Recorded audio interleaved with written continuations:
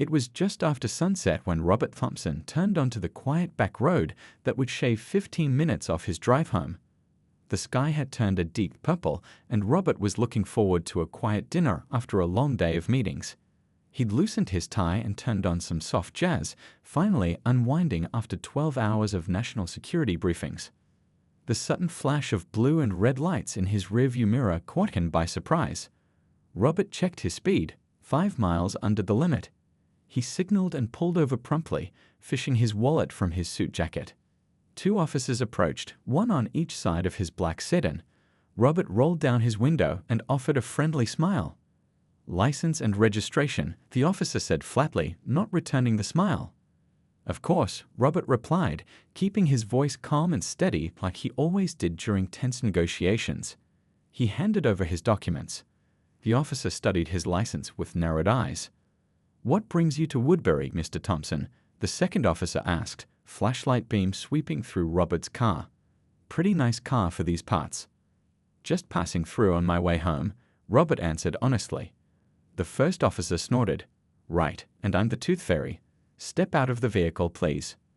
Robert's heart sank, but he complied without argument. He'd been through similar situations before. At 52, with salt and pepper hair and a distinguished bearing, he was still just another black man to many people. He could have flashed his Homeland Security credentials. As Deputy Secretary, he outranked everyone in this county, but a feeling held him back. How would an ordinary citizen be treated in this exact situation?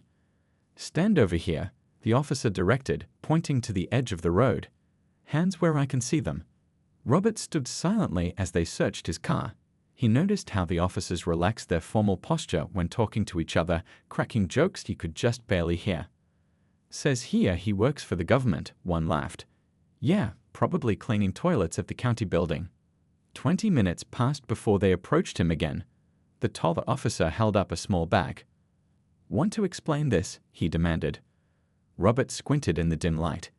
It was a tiny bag of what looked like crushed herbs, probably from the dashboard compartment where he kept tea bags for his commute. "That's Earl Grey tea," Robert said quietly.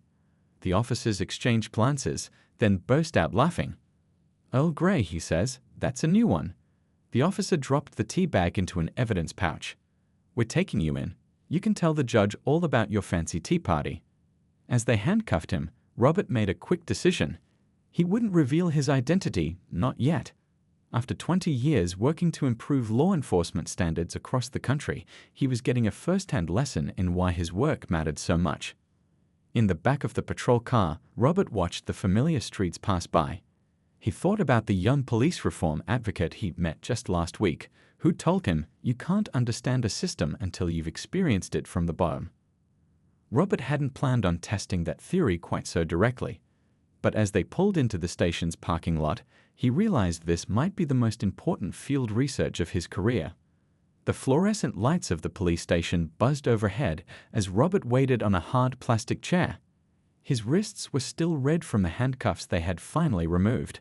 The station was busy, phones ringing, officers chatting by the coffee machine, the occasional burst of laughter. Robert observed it all with the careful attention he usually reserved for intelligence briefings. "Thompson, over here," barked a desk sergeant. He was a heavy-set man with a permanent frown etched into his face. Robert walked over calmly, aware of every eye that followed him. In his slightly rumpled suit, he still carried himself with the natural authority that had helped him rise through government ranks. The sergeant seemed annoyed by this. "You think you're special or something?" he asked, typing Robert's information into the computer with 2 fingers. "Says here you work for Homeland Security," the sergeant snorted. "What do you do there? Mop the floors?" Robert simply replied, "I'm work in administration."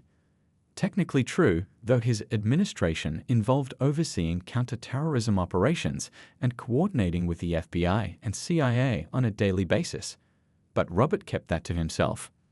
"Well, Mr. Big Shot Government Man, we found what looks like illegal substances in your vehicle. Care to explain that?" "As I told the officers, it's tea," Robert said evenly. The sergeant exchanged glances with one of the arresting officers, who was leaning against a nearby filing cabinet. "Yeah, sure it is," the officer chimed in.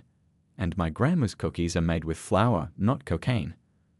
A few nearby officers chuckled. Robert noticed one young officer who didn't laugh, a woman who was watching the scene with a slight furrow in her brow. "We're holding you overnight. Judge Williams sees cases in the morning," the sergeant announced with obvious satisfaction.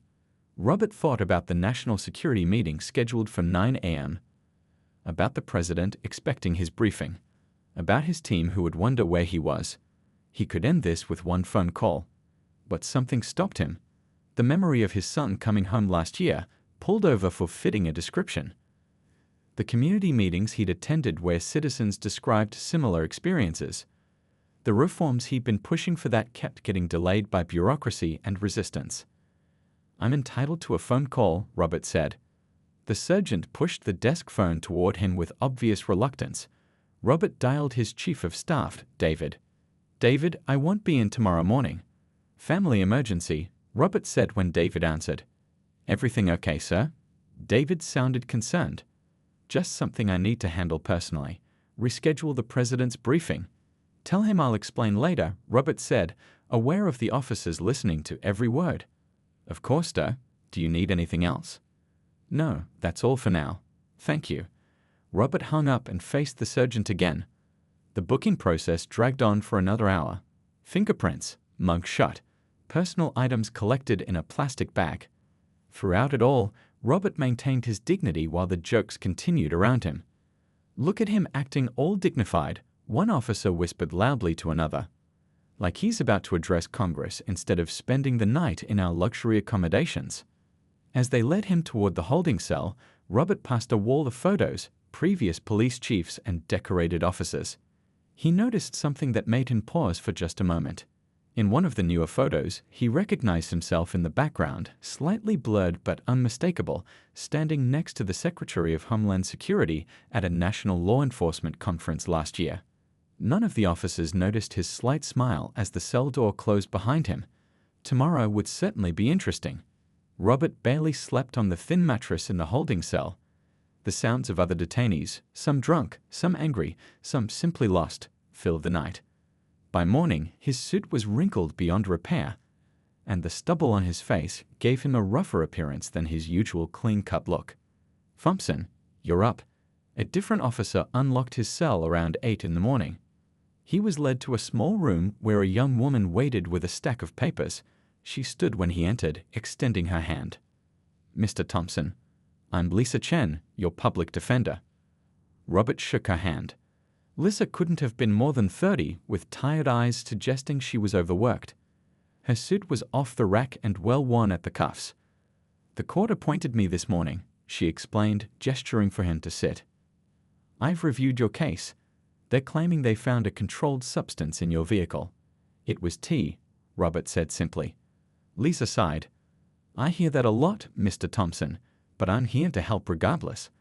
The good news is that for a first offense, we can probably plead this down." "I'm not pleading to anything," Robert said firmly but politely. "It was literally tea. Earl Grey." She studied him for a moment, perhaps noticing for the first time his composed demeanor and articulate speech. "You said you work for Homeland Security?" He nodded. "That's correct."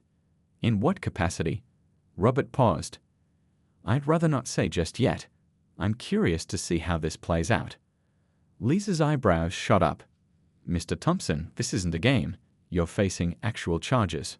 "I understand, and I appreciate your concern, Ms. Chen. But I'm asking you to trust me on this. Just represent me as you would any other client. Don't reveal anything about my position." She looked confused but nodded slowly. "It's your right to handle this how you want, but—" "Thank you," he said, cutting her off gently. "Now what happens next?" 30 minutes later, Robert sat in the courtroom, one among many waiting for their turn before Judge Williams. The 2 officers who had arrested him were there, leaning against the wall near the prosecutor's table. When they spotted Robert, they nudged each other and smirked. The courtroom was nothing special: wood-paneled walls, fluorescent lighting, the smell of old paper and furniture polish.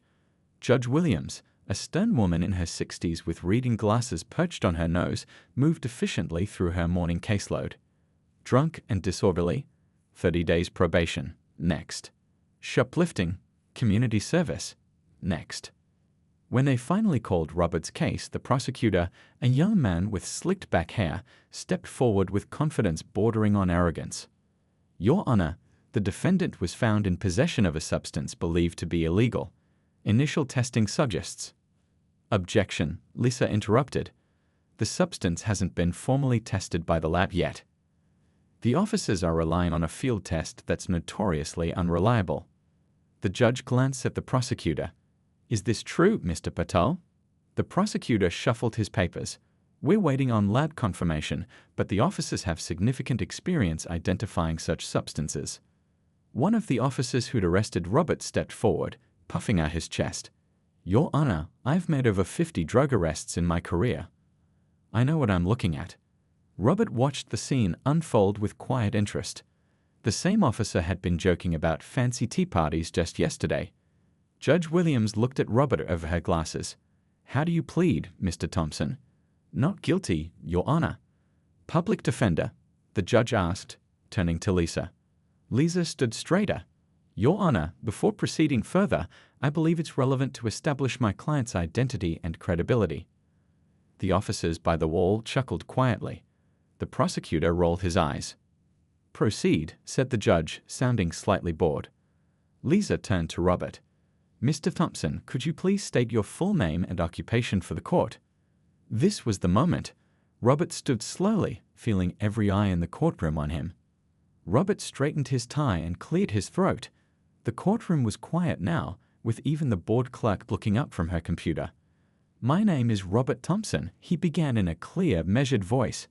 I am the Deputy Secretary of the Department of Homeland Security, directly overseeing the Office of Law Enforcement Standards and Training for the United States government. For 3 heartbeats, the courtroom was completely silent. Then came the reactions. The judge's mouth fell open slightly. The prosecutor dropped his pen. But the most dramatic change came from the 2 officers who had arrested him. Their smirks vanished instantly, replaced by expressions of pure shock. The taller one actually took a step backward, as if physically struck. I apologize for the confusion, Your Honor, Robert continued calmly. I believe my government identification card is with my personal effects. My office can confirm my identity if necessary. The judge found her voice first. Mr. Patel approached the bench. You too, Ms. Chen. As the lawyers hurried forward, Robert remained standing. He glanced over at the officers, who were now having a heated, whispered conversation, occasionally throwing panicked looks his way. The young officer who hadn't laughed yesterday looked like she might be sick.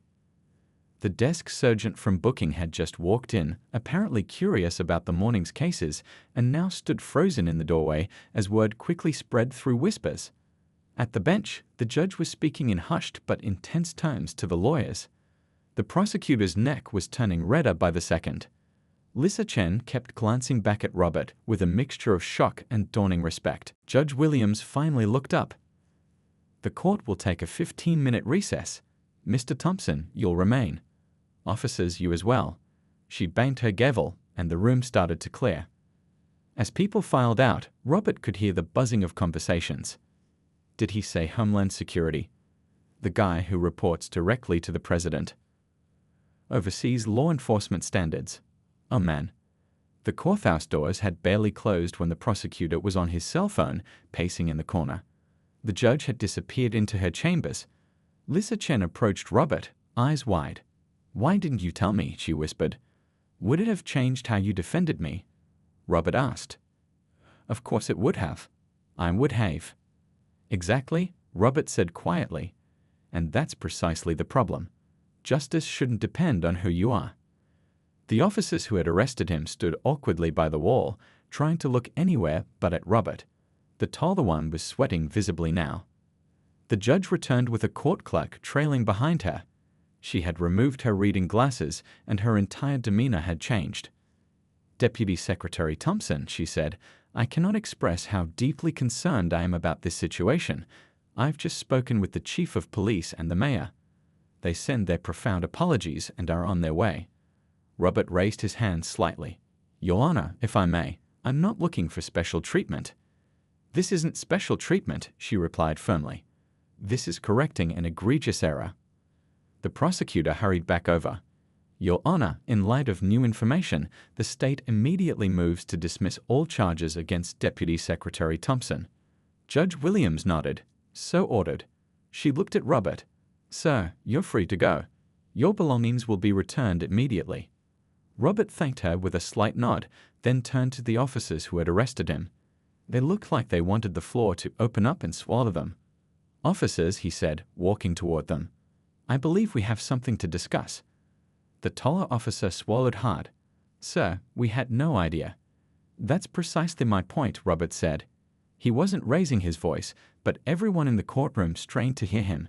You had no idea who I was, and that's why I'm still standing here instead of making a phone call that would have ended this last night. Because I want to ask you something. He looked from one officer to the other.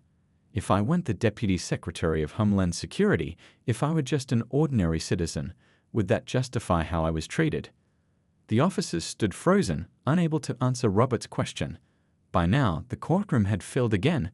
Word had spread like wildfire through the courthouse. The mayor, a short man with a politician's smile, had rushed in along with the police chief, both looking deeply uncomfortable. Deputy Secretary Thompson, the mayor began, extending his hand. On behalf of our entire community, Robert politely raised his hand to pause the mayor's practiced apology.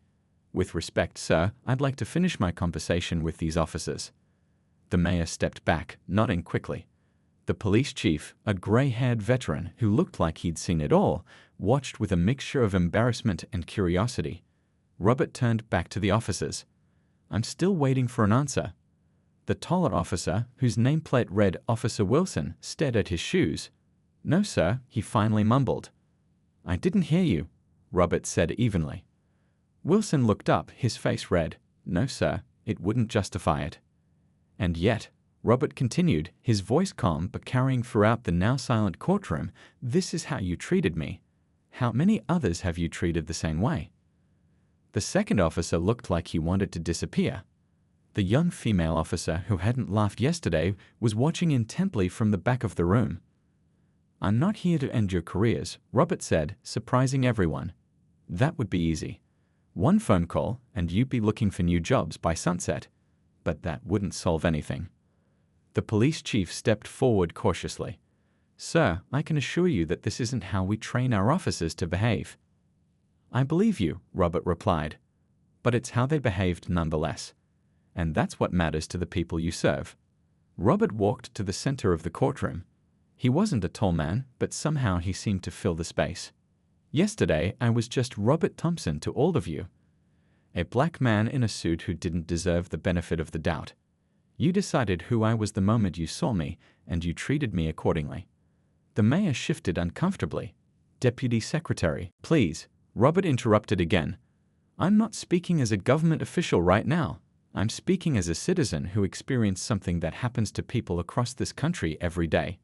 He looked around the courtroom, making eye contact with everyone, the judge, the prosecutor, the officers, the spectators who had wandered in. Most people who go through what I experienced last night don't have the luxury of revealing a high-level government position.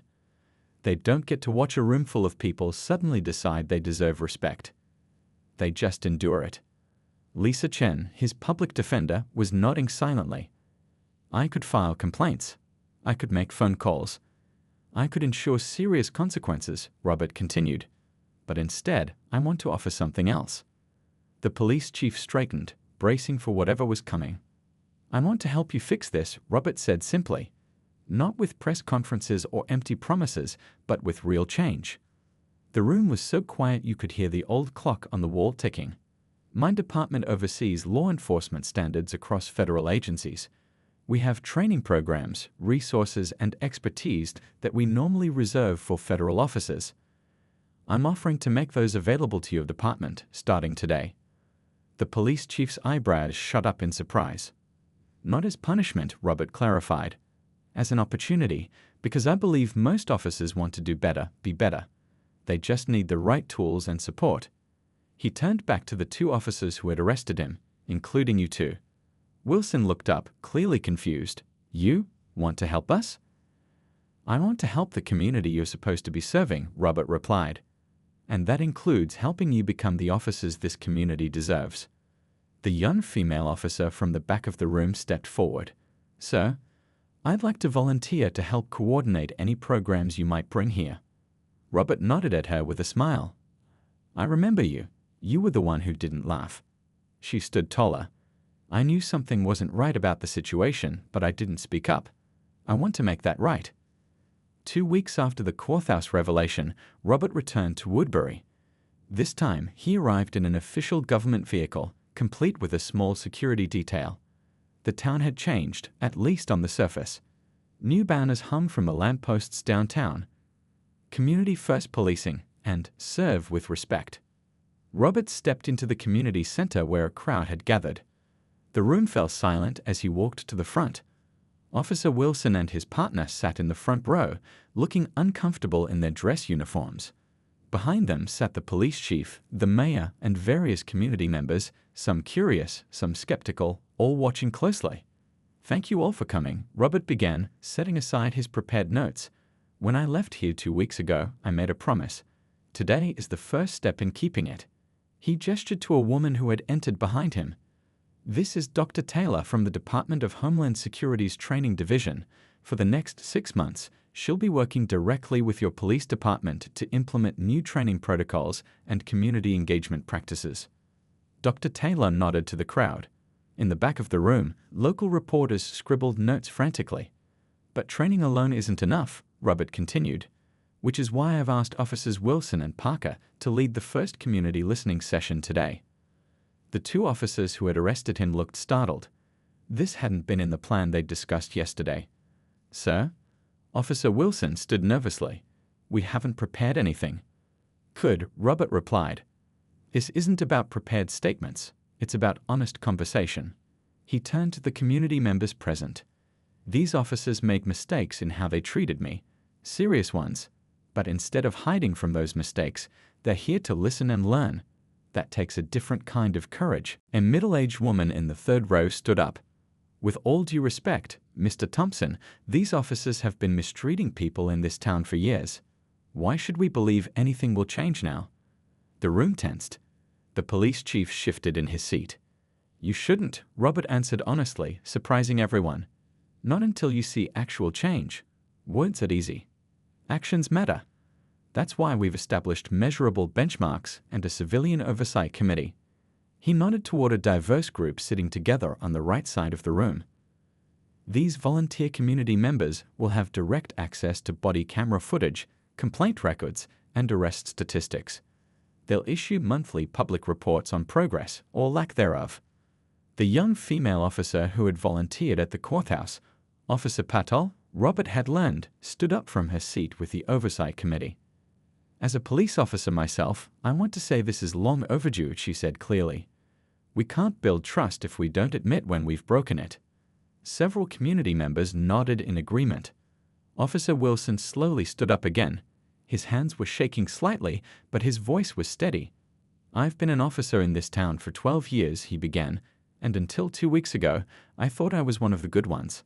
I told myself I was just doing my job, following protocol." He glanced at Robert, then back to the crowd. "Meeting Deputy Secretary Thompson the way I did, it forced me to see something I didn't want to see. That I've been carrying judgments and biases I didn't even recognize." A tense silence filled the room. Wilson continued, "I can't change what I've done in the past, but I can promise to do better going forward. And more importantly, I can ask for your help in holding me accountable." An elderly man in the front row stood up slowly, leaning on his cane. "My grandson was pulled over 3 times last month. No tickets, no warnings, just routine checks. Will this program stop that from happening?" Robert stepped forward. "That's exactly the kind of specific issue we're here to address. Officer Wilson, would you like to respond?" Wilson looked the elderly man in the eyes. "Sir, I can't promise we'll get everything right immediately. But I can promise you this, your grandson's experience matters, and we're listening. Really listening, maybe for the first time." 1 year later, Robert's car pulled up to the same courthouse where everything had started. The autumn leaves crunched under his feet as he walked up the steps. This time, there was no security detail, no official vehicle, just Robert in a simple suit, carrying a small briefcase. The courthouse had changed. New signs welcomed visitors in multiple languages. A community information desk staffed by volunteers stood in the lobby. The metal detectors were still there, but the officers operating them now greeted each person with a respectful nod. Deputy Secretary Thompson called a familiar voice. Robert turned to see Officer Patel, now Sergeant Patel, walking toward him with a smile. She'd been promoted to head the department's new community relations unit. "Just Robert today," he said, shaking her hand. "I'm here as a civilian." "Well, civilian or not, you're our guest of honor. Everyone's waiting in the main courtroom." As they walked through the halls, Robert noticed the changes. Photos of community events lined the walls. A new poster displayed the department's updated mission statement: to serve all citizens with equal respect and dignity. Robert paused at one photo. Officer Wilson kneeling beside a group of elementary school children, helping them plant flowers in a community garden. "He's changed a lot," Sergeant Patel said, following Robert's gaze. "We all have." The main courtroom was packed. Where Robert had once stood alone as a defendant, he now walked into applause. Community members, officers, local officials, and even a few faces from Washington filled the seats. Judge Williams, still stern but with a new warmth in her eyes, called the gathering to order. "1 year ago, our community faced a painful truth about ourselves," she began. "Today, we gather to mark our progress and to remember that the work continues." She nodded to Robert, inviting him to speak. Robert approached the podium, taking in the faces before him, some familiar, some new, all united in this moment. "When I stood in this room a year ago," he began, "I was angry. I had every right to be. But beneath that anger was something else. Hope. Hope that what happened to me could become a catalyst for real change." He looked around the room. "I visited dozens of communities across the country this past year, sharing what we started here. Some people call it the Woodbury model now." A ripple of pride moved through the local officials. "But models and programs don't create change," Robert continued. "People do. And the people in this room have done something remarkable. You've shown what's possible when a community decides to confront uncomfortable truths together." He gestured to a large screen set up behind him. "Let me show you what I mean." A video began to play, showing side-by-side statistics from before and after the reform efforts. Civilian complaints down 63%. Unnecessary stops reduced by 71%. Community satisfaction up 58%. Officer morale improved by 44%. "These numbers tell one story," Robert said as the video ended. "But there are human stories behind them, and those matter even more." He invited several people to speak, a young teacher who described how her students no longer feared walking home past police cruisers, a business owner who talked about officers who now knew his name and greeted him when they patrolled, a teenage boy who had joined a police community basketball league. Then Officer Wilson stepped up to the podium. "A year ago, I was the villain in this story," he said, his voice steady but humble. "And honestly, I deserved that label. What I did to Deputy Secretary Thompson," he paused, correcting himself, "to Mr. Thompson that night was wrong. Not because of who he turned out to be, but because that's not how any human being deserves to be treated." He looked directly at Robert. "I'll never forget what you said to me that day in court. You asked if being an ordinary citizen would justify how we treated you. That question changed my life." Wilson turned back to the audience. "I grew up thinking being a good cop meant being tough, showing who's in charge. Now I understand that true authority comes from respect freely given, not fear or intimidation." He gestured to 3 other officers standing nearby. "We're now training officers in other departments, sharing what we've learned the hard way." Robert nodded his appreciation as Wilson returned to his seat. The mayor stepped up next, announcing a new scholarship program for young people interested in careers in community-oriented policing.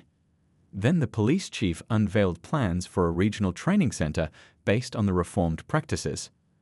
As the formal program ended and people mingled, Robert found himself standing beside the elderly man who had spoken about his grandson at last year's community meeting. "My grandson got pulled over last month," the man said, looking at Robert sideways. Robert tensed slightly. What happened? A slow smile spread across the man's weathered face. The officer explained exactly why. Taillight was out. Helped him fix it right there instead of writing a ticket. Then they got to talking about college. Turns out the officer's brother went to the same school my boy's applying to. Robert smiled. Small changes. Small. The old man shook his head. My grandson came home talking about maybe becoming an officer himself someday. There's nothing small about that kind of change. Robert nodded, looking around the room where former adversaries now worked as partners. The truth of those words settled over him like the autumn sunshine streaming through the courthouse windows. Big change often begins with small moments. A traffic stop, a question in a courtroom, an honest conversation. And sometimes it takes being in the wrong place at the right time to start something that matters.